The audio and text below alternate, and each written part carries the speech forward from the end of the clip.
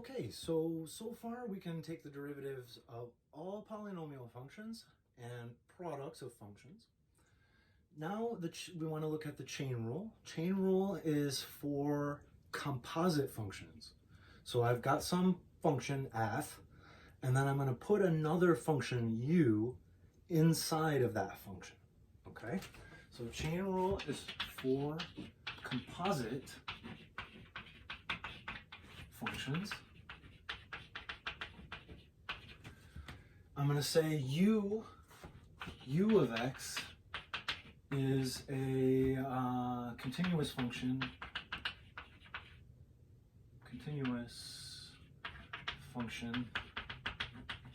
in x, right, in the variable x, and then f is going to be some continuous function in the variable u.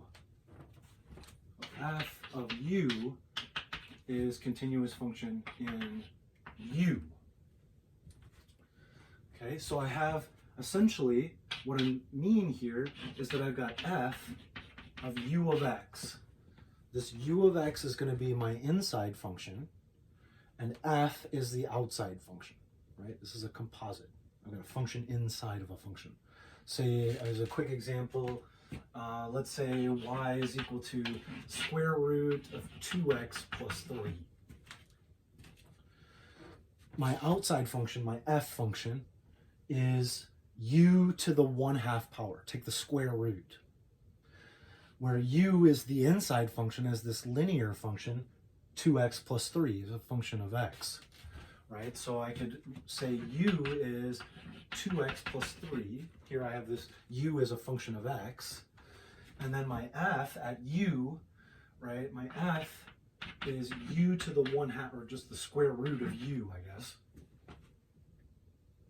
Right? So f of u then gives me the composite function. I'm going to take my continuous function of u in x and plug it inside that root function. Right? Composite. Okay. So the chain rule is for dealing with composite functions, and it looks like pretty simple. We've got this function inside another function. So f at u of let's say y is f at u of x, something like this. So we've got this composite function, and we're wondering what is the derivative of y with respect to x. Say, well, I'm going to take the derivative of that outside function with respect to u. So I'm going to treat that whole inside bit, that whole separate function that's in there, as a variable in itself. I'll just call it u, and deal with that outside function, take its derivative with respect to that whole thing. I'm just going to basically ignore that there's a whole other function in there and treat it like it's an x, or we call it u commonly. Yeah? So I'm going to say, take the derivative of the function with respect to u. So treat that whole inside function just like it's a variable, and take the derivative of the outside just like normal. But don't forget, you still need to multiply by the derivative of that inside function, du dx. Now we're going to take that derivative with respect to x. U is a continuous function of x. So this will be a simple derivative, and this will be relatively simple, because we're going to ignore all that complexity that's inside and treat it just like it's a variable. Okay?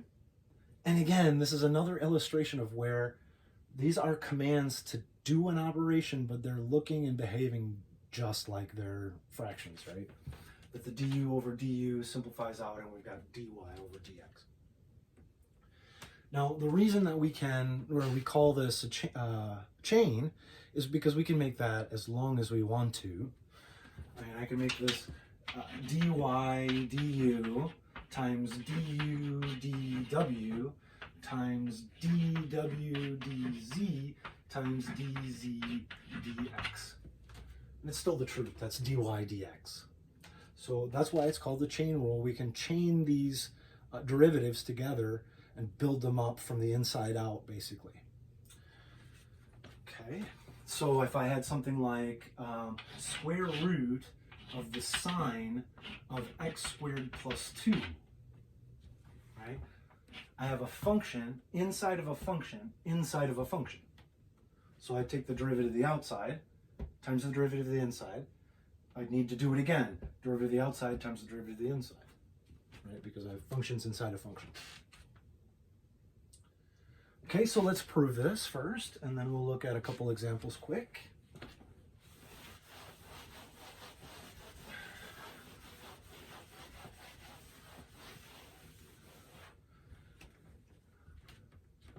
By the definition of the derivative, right? The definition of the derivative is we're taking the limit as delta x goes to 0 of the change in y over the change in x. Usually we write that as f at x plus delta x minus f at x, right? But that's just a change in y, just change in the function value. Fine, so that's what the derivative is, that's what we're looking at by definition.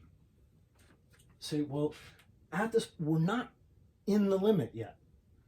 At any point here, these deltas are finite numbers. They're just regular numbers, real numbers.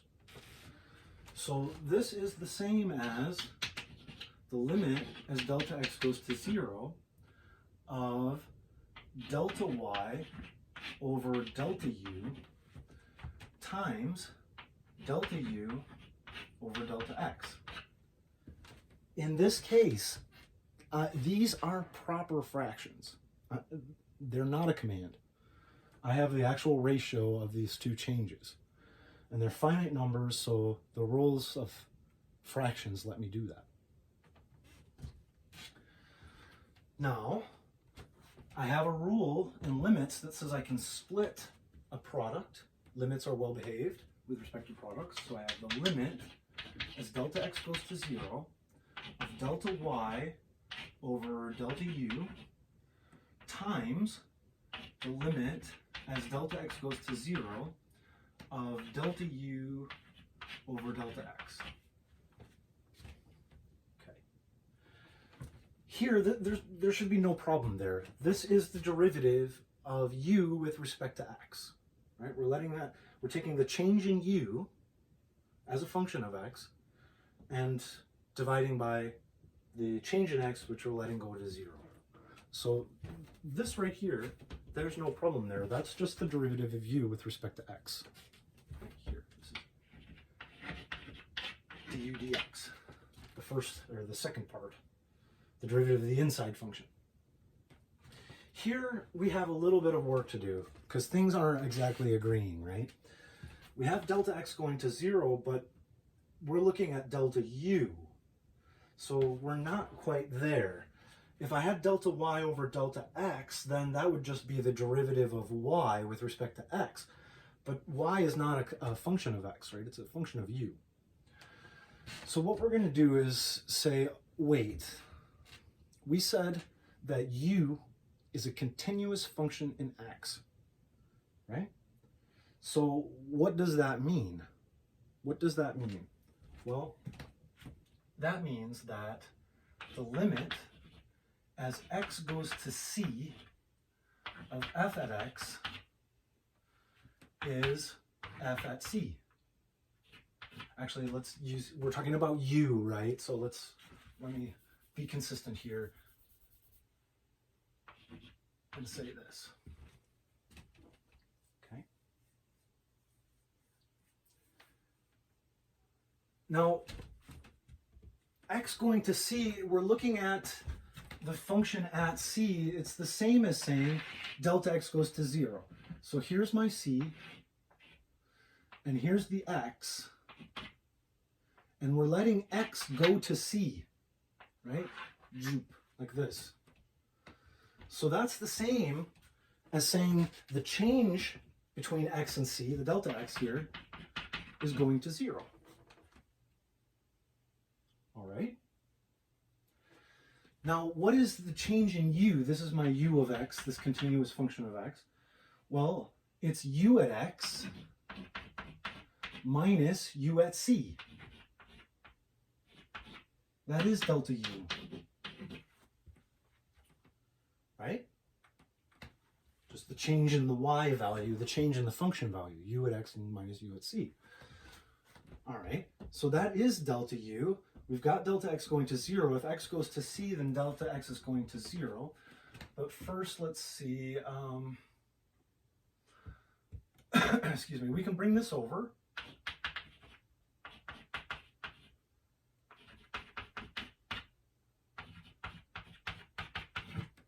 Okay. Now u at c, it's just some constant. I've evaluated my function u at this c. So that u of c there is just some number. It's just some constant. So I can take its limit, it's equal to that limit. It doesn't care, right? It's just a constant. So we have the limit as x goes to c of, well, let me do it in 2 steps. U of x minus the limit as x goes to c, u of c is equal to 0. Now I can combine those limits. So I have the limit as x goes to c of u of x minus u at c is 0. And as I just said, if x is going to c, that's the same as saying that the change in x is going to 0. So this is the same as the limit as delta x goes to 0 of u at x minus u at c equal to 0. But wait, u at x minus u at c, that's delta u. That is the change in the u function, right? So we have that the limit as delta x goes to 0 of delta u is 0.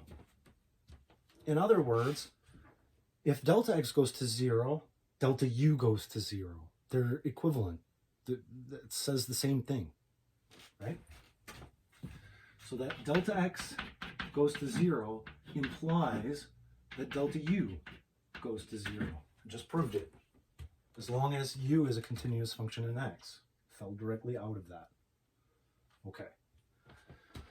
So here, I had the limit as delta x goes to 0 of delta y over delta u, but we just proved that that's equivalent. That's the same as saying that delta u is going to 0.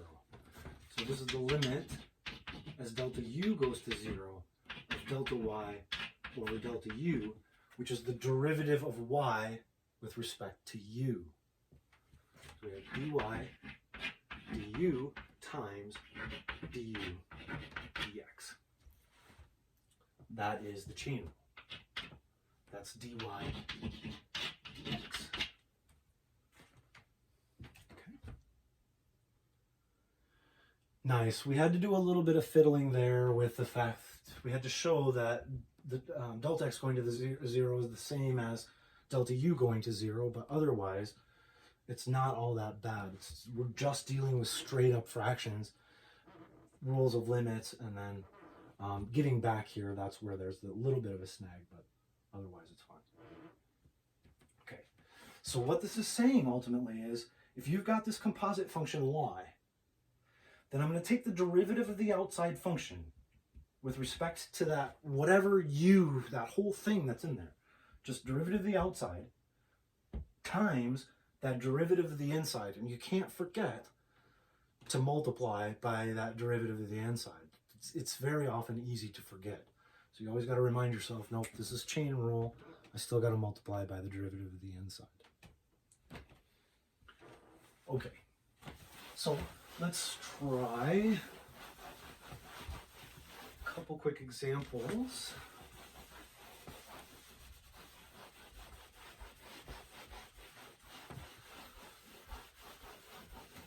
Let's say I have,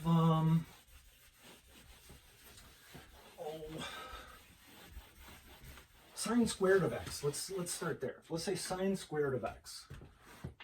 Y is sine squared of x. Now, if you're handed a problem like this, it may or may not be all that clear what's inside and what's outside.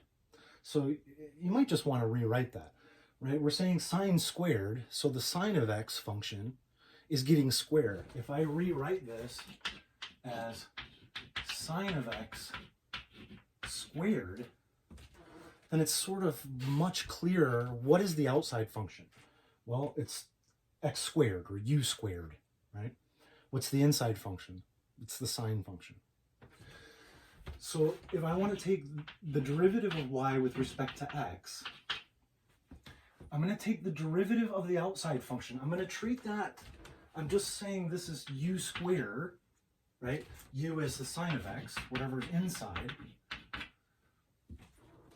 So that function is u squared, and I'm taking its derivative with respect to u. So I'm just doing a power rule, sort of ignoring the fact that that's a sine inside and plugging it back in. So I have 2u subtract 1, right? So I'm going to pull this down, 2 sine.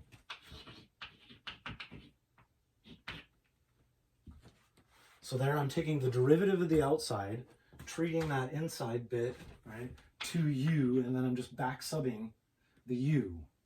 But really all I did was take the derivative of the outside, do a power rule, 2 times subtract 1 to the first power, ignoring the complexity that's in there. I'm just going to plug that back in.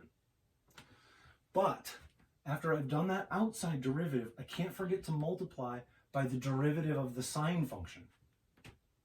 So derivative of the sine is cosine. And that's it. So here I have the derivative of the outside. That's the derivative of y with respect to u. And then I still need to multiply it by the derivative of the inside function, the derivative of sine. So cosine. Let's say we had the cosine of x squared. So my outside function clearly is the cosine function, and the inside function, what's inside that, is the x squared. Okay. So I'm going to take the derivative of the outside function, just ignoring this basically, right? So the derivative of the cosine is negative sine. So negative sine of x squared, whatever that u is. But I can't forget, I have to multiply now by the derivative of what was inside. So in this case, 2x. And then just clean it up. Negative 2x sine of x squared. And we're done.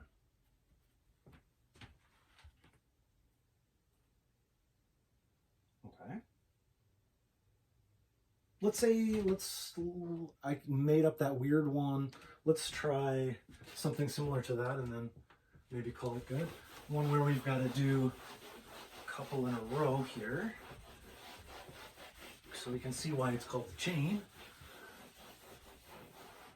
Let's say I have a square root of sine of 3x cubed.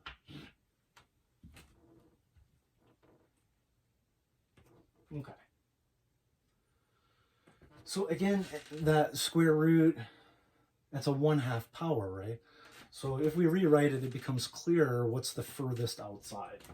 If I just say, well, this is sine of 3x squared cube, 3x cubed, to the 1/2 power. So, okay, good. dy dx is, I'm just going to do power rule on the ignoring this, right? So I've got 1/2 sine of 3x cubed, subtract 1, negative 1/2. But I can't forget, I still need to take the derivative of this inside function.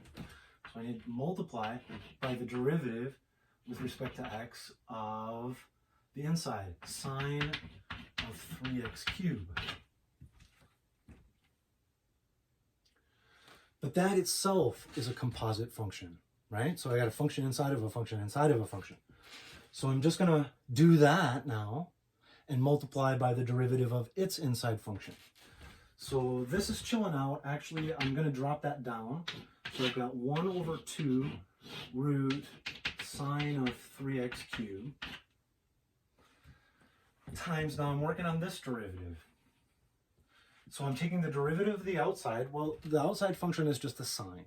So the derivative of the sine is the cosine. Cosine of 3x cubed. Again, I'm ignoring that inside bit for now. I'm just treating it as a u.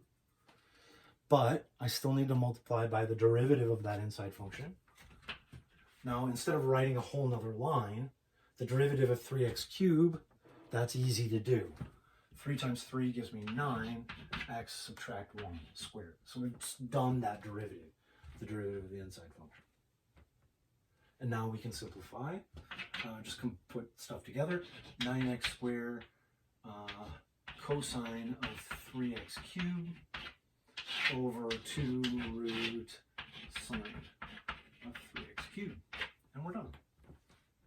That's a 9. Okay, so there we did chain twice. So we did dy du and then du dw and dw dx, where our dw was, or our w was this 3x cubed. Right, and then we did dw dx, which was the 3 times 3 subtract 1. Okay, so this is going to be super, super useful to make some of our other proofs and some of the other problems that we do way easier to prove, rather than having to go all the way back to the definition and do that whole business out. So that's why I'm kind of jumping the gun here. Traditionally, we would have gone product rule and then quotient rule, right? Makes sense. But we can either prove the quotient rule with the whole 20-page whatever of all the algebra, or we can use the chain rule and it's stupid easy. So that's why we're doing the chain rule, and we'll do the quotient rule now.